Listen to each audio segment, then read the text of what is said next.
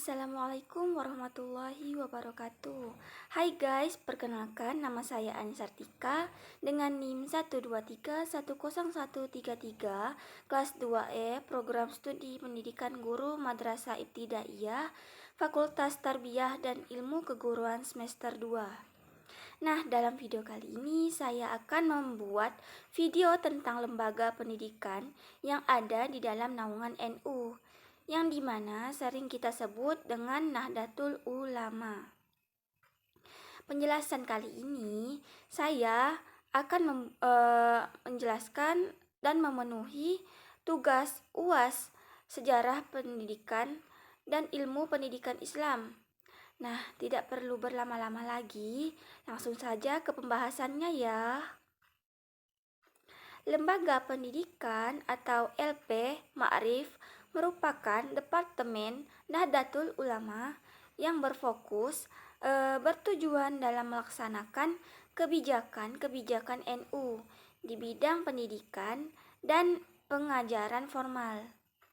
LP Makrifat NU berada di setiap tingkat kepengurusan, mulai dari kepengurusan besar, kepengurusan wilayah, pengurusan cabang, pengurusan cabang istimewa, majelis wakil cabang, dan pengurus ranting. Dan hal ini juga berdasarkan dalam anggaran rumah tangga Nahdlatul Ulama pasal 17 ayat 6 poin B. LP Makrifat didirikan untuk mewujudkan cita-cita pendidikan NU. Dan apa sih sebabnya bagi NU pendidikan menjadi pilar yang harus ditegakkan demi mewujudkan masyarakat yang mandiri, yang dimana gagasan dan gerakan pendidikan ini telah dimulai sejak perintisan pendidikan NU di Indonesia. Pendidikan LP atau Lembaga Pendidikan Makrifat NU ini diawali dengan pertemuan Kiai Haji Abdul Wahid Hasyim, Kiai Haji Mahfud Siddiq, dan Kiai Haji Abdullah Ubaid pada awal September 1929 di kantor HUF Bestun Nahdlatul Ulama atau yang biasa disingkat dengan HBNO. Yang sekarang pengurus besar Nahdlatul Ulama PBNU di Jalan Bebutan Kawatan, Surabaya, Jawa Timur. Pertemuan ini dilakukan menjelang Muktamar keempat NU di Semarang. Pertemuan ini sebagaimana dilansir di situs web resmi Makrifat NU Jawa Timur dilaksanakan oleh perintah dari Hidro Syekh Kiai Haji Hasyim Asy'ari sebagai Rais Akbar. Hal ini merespon permintaan Kiai Haji Abdul Wahab Kasbullah untuk membentuk badan khusus yang menangani bidang pendidikan, yang dimana sebagaimana diketahui Kiai Wahid Hasyim yang saat itu masih berusia 15 tahun telah menginisiasi pendidikan yang cukup berbeda dengan pesantren pada umumnya, yakni mengajarkan kita berbagai pengetahuan-pengetahuan umum. Sementara dalam sisi lain, Kiai Haji Abdullah Ubaid dan Kiai Haji Mahfud Siddiq merupakan di antara santri Kiai Hasyim yang cukup menonjol dan sudah aktif dalam kepengurusan HBNO. Hasil rumusan pembicaraan ketiganya pun dibawa ke Muktamar Nahdlatul Ulama keempat di Semarang pada 18 sampai 20 September 1929 di hari kedua. 19 September 1929, Muktamar memutuskan untuk mendirikan Makrifat untuk mewujudkan cita-cita pendidikan di wilayah dan di lingkungan NU.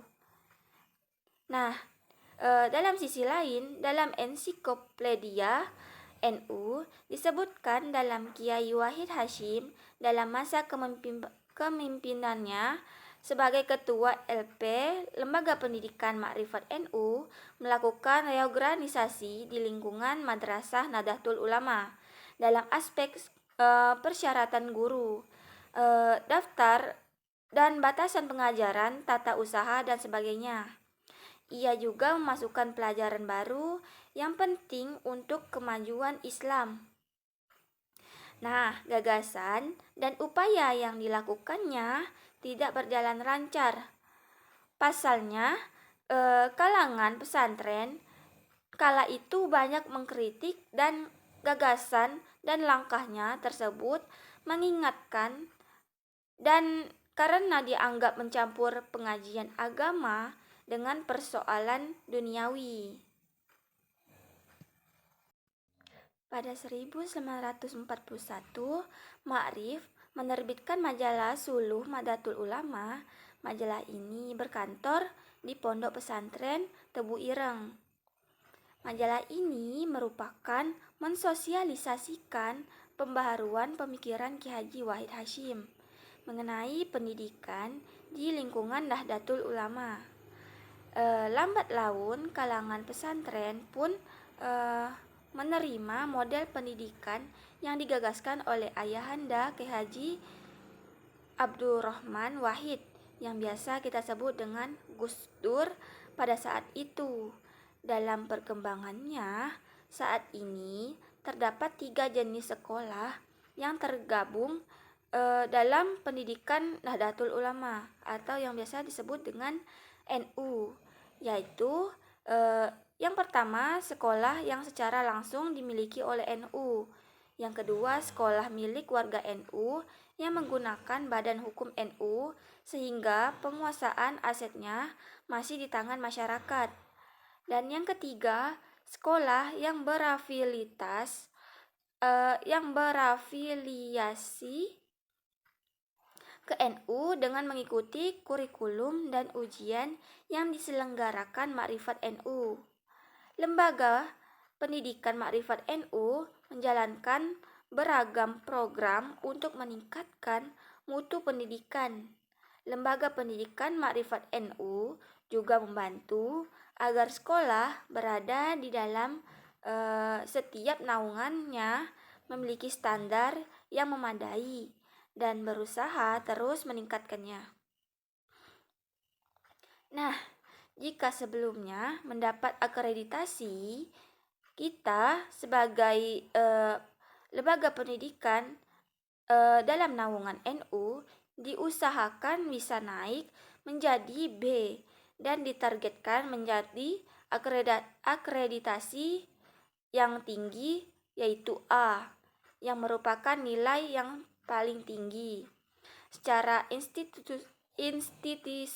institusional, Lembaga Pendidikan Ma'rif NU mendirikan satuan-satuan pendidikan mulai dari tinggi, dasar, menengah, hingga perguruan tinggi sekolah yang bernaungan di bawah Kementerian Pendidikan dan Kebudayaan maupun madrasah yang berada dalam lingkungan Kementerian Agama.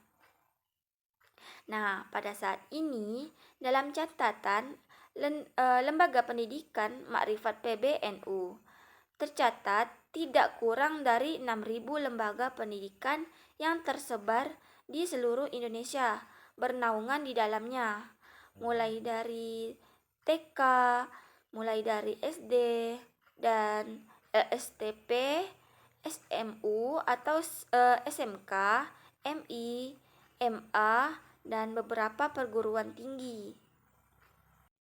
Nah, di sini contoh sekolah dalam naungan NU khususnya di Kabupaten Mempawah adalah di sini saya mengambil dari Pondok Pesantren Al-Muhsin Antibar yang berdiri pada tahun 2006 dengan surat keputusan yaitu tentang pembelaan persetujuan pendirian pondok pesantren di lingkungan Departemen Agama Kabupaten Pontianak saat itu pada tanggal 28 Februari.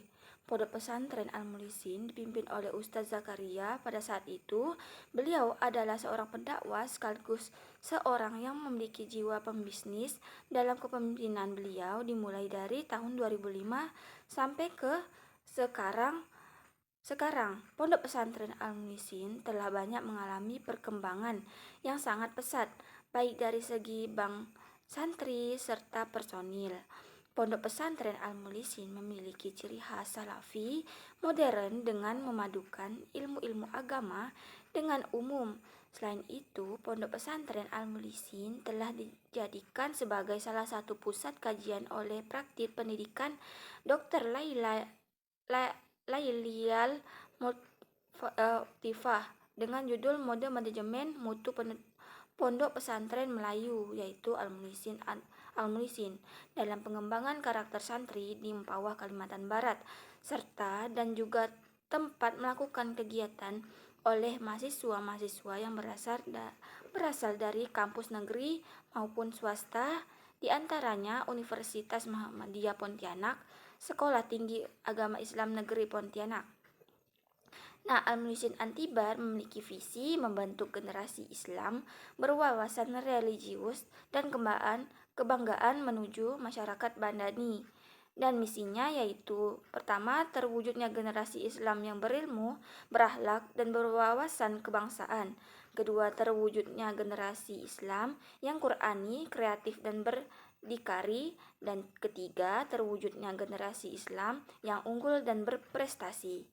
Tujuan berdirinya, yakni yang pertama, meningkatkan kehidupan beragama, berbangsa, dan bernegara. Yang kedua, menyukseskan program pemerintah wajib belajar 9 tahun, menyelenggarakan program dakwah Islamiyah dengan konsep menjaga nilai-nilai persatuan dan kesatuan umat. Yang keempat, mencetak generasi mutu yang berwibawa, berilmu, berakhlak mulia, dan berwawasan kebangsaan. Dan yang kelima, mencetak generasi yang terampil dan memiliki keterampilan. Nah, di sini motonya adalah kreatif, tertib, sopan, panutan atau KTSP. Sistem pendidikannya adalah mengintegritasikan sistem pendidikan formal sesuai kurikulum pemerintah, MI, MTS, dan MA, dan sistem pendidikan diniyah non-formal melalui pengajian kitab kuning yang bertingkat ula, wustof, dan ulia. Nah, di sini pendidikan yang tersedia di Al-Mulisin Antibar, Kalimantan Barat, Kabupaten Mempawah, dan berkoordinasi dengan Kementerian Agama, yaitu Madrasah Ibtidaiyah Swasta Al-Mulisin, Madrasah Tsanawiyah Swasta Al-Mulisin, dan yang terakhir adalah Madrasah Aliyah Swasta Al-Mulisin. Dan juga di dalam Al-Mulisin, pendidikan diniyah non-formal atau yang biasa disebut dengan madrasah diniyah atau madrasah takmiliyah, pengajian kitab salafiyah dengan metode sorogan. Nah, di dalam Pondok Pesantren Al-Mulisin Antibar, Kabupaten Mempawah, Kalimantan Barat, kurikulum pembelajarannya adalah memfokuskan dalam melakukan pengadaan kitab kuning terkait dengan mata pelajaran yang terkait, yang dimana ini mata pelajarannya bermacam-macam seperti Al-Quran, hadis, tauhid, fikih, akhlak, SKI, dan bahasa Arab. Al-Quran dengan kitabnya Tafsir Jalalain, hadis dengan kitabnya Arba'in Nawa dan Luba'u al-Hadis, dan tauhid dengan kitabnya Durun at-Tauhid dan Jawahiru al-Kalamiyah, akhlak dengan kitabnya Akhlak Libanin, fikih dengan kitabnya Durus al-Fiqhiyah dan Fathul Qorib. Dan di dalam mata pelajaran SKI atau sejarah kebudayaan Islam dengan kitabnya Khulasauf Nurul Yakin dan bahasa Arab dengan kitab Jurmiyah. Nah, di sini pengembangan diri dalam pondok pesantren Al-Muhsin. Nah, pengembangan diri diberikan kepada para santri melalui yang pertama adalah latihan pidato bahasa Arab dan bahasa Inggris dan disertai dengan Indonesia serta latihan khotib. Nah, yang kedua pembinaan bacaan sholawat, qori dan qoriah. Nah, Al-Muhsin di sini juga memiliki nasyid qasidah dan kaligrafi dan lain sebagainya. Yang keempat adalah pramuka dan yang lain adalah agroindustri, olahraga, bahasa Arab, kursus komputer dan dilengkapi dengan kursus bahasa Inggris, komunitas pencinta alam atau yang biasa kita sebut dengan kompa. Dan yang ke-10, Al-Muhsin Antibar juga pengembangan seni budaya. Dan terakhir adalah Tahfizul Quran.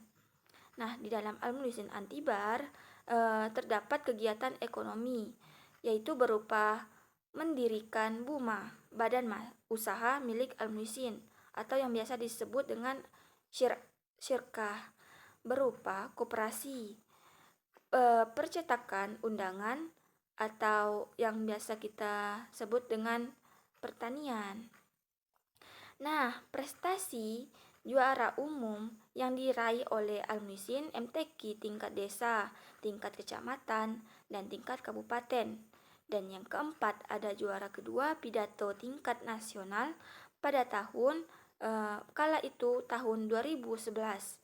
Nah, yang kelima, Al-Muhsin Antibar juga pernah juara harapan untuk putra dalam bidang olahraga cabang atletik lari 400 meter di tingkat nasional tahun 2011. Dan yang keenam, lolos seleksi 7 cabang Pospenas tingkat provinsi dan mengikuti Pospenas tingkat nasional yaitu ke Surabaya pada tahun kala itu 2010. Walaupun tidak memiliki juara, 2012 mengikuti sertakan pada acara-acara yang seperti disebutkan yaitu Pospenas di Gorontalo. Nah, Al-Muhsin juga memiliki banyak banyak sekali prestasi-prestasi yang di luar dan di dalam. Nah, mungkin tidak dapat saya sebutkan satu persatu di sini. Nah, dalam fasilitas yang dimiliki Al-Muhsin ini juga berbagai macam, yaitu banyak sekali. Yang pertama, Al-Muhsin menyediakan asrama putri dan asrama putra. Dan sekarang pada tahun 2024, Al-Muhsin sedang membangun asrama putri yang dibangun oleh kerjasama antar masyarakat dan antar yang terkait. Nah, Al-Muhsin juga memiliki kantor, memiliki dapur, memiliki perpustakaan, lab komputer, ruang belajar, dan disertai dengan banyak sekali ruangan-ruangan yang memiliki fasilitas yang lengkap. Nah, di sini Al-Muhsin juga sedang melakukan renovasi ulang yang dibangun dengan kerjasama yang meningkat. Nah, baik. Selain saya menjelaskan tentang lembaga pendidikan yang ada di Kalimantan Barat, khususnya Kabupaten Pawah, saya juga akan menjelaskan tentang Universitas Nahdlatul Ulama yang berada di Sumatera Barat. Ini adalah cabang universitas yang bernaungan NU yang beralamat di Jalan Pelari, Kaya Pecah, Kecamatan Kota Tengah, Kota Medan, Kota Padang, Sumatera Barat. Universitas Nahdlatul Ulama Sumatera Barat merupakan program nasional PBNU yang bernaungan pada NU yang berencana membuka Universitas Nahdlatul Ulama di setiap provinsi di seluruh Indonesia. Universitas Nahdlatul Ulama Sumatera Barat mulai dirintis oleh Bidang Pendidikan PWNU dan pengurus wilayah Lembaga Pendidikan Tinggi Nahdlatul Ulama, yaitu di sini Lembaga Pendidikan Sumatera didirikan pada tahun 2012.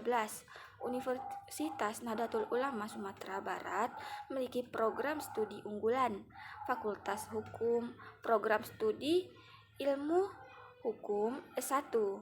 Nah, contoh lain dari fakultas yang unggul adalah Fakultas Pertanian, program studi Agrobisnis, dan Fakultas Teknologi Kelautan dan Perikanan. Program ini budidaya perairan S1. Nah, contoh lainnya ada Fakultas Manajemen Sumber Daya Perairan S1 dan Teknik Lingkungan S1. Nah, fakultas di Sumatera Barat juga memiliki Fakultas Ekonomi, program studi Ekonomi S1, Fakultas Keguruan dan Ilmu Pendidikan, program studi Pendidikan Bahasa Inggris S1 dan Pendidikan Guru Sekolah Dasar S1, Fakultas Komputer, program studi Sistem Informasi S1 dan Teknik Informatika S1 yang memiliki prospek kerja yang gemilang. Nah, keunggulannya adalah alumnus atau lulusan program studi kuliah lanjutan UNU Sumatera Barat diberikan ilmu serta pengetahuan, etika akademik serta profesi, kesanggupan dan kepiawaian mengelola tim atau organisasi secara komplit pada bidang yang berdasarkan rumpun ilmunya dan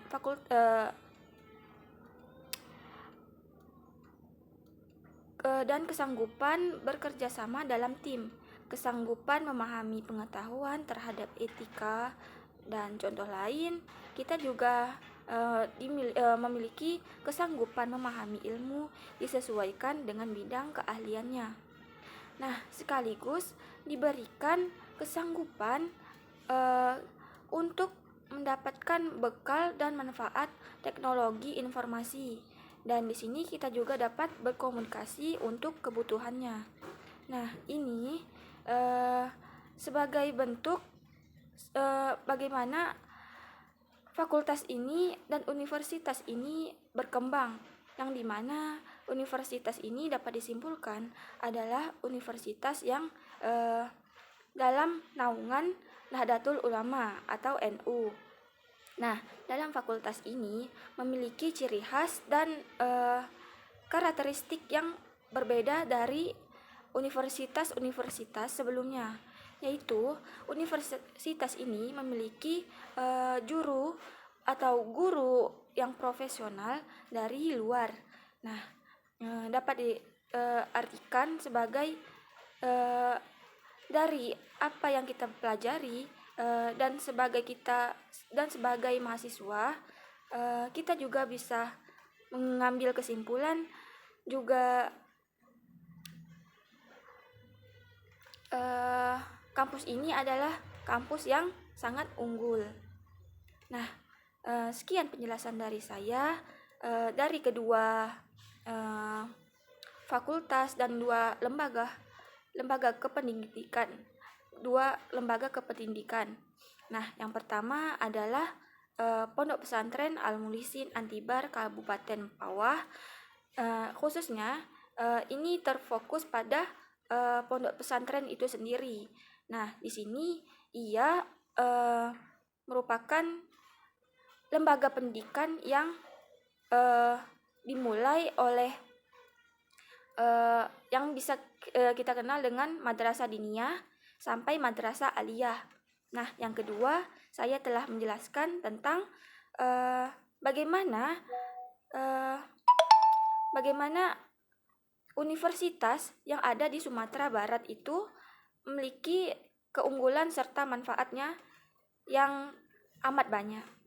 Nah, sekian penjelasan dari saya. Wassalamualaikum warahmatullahi wabarakatuh.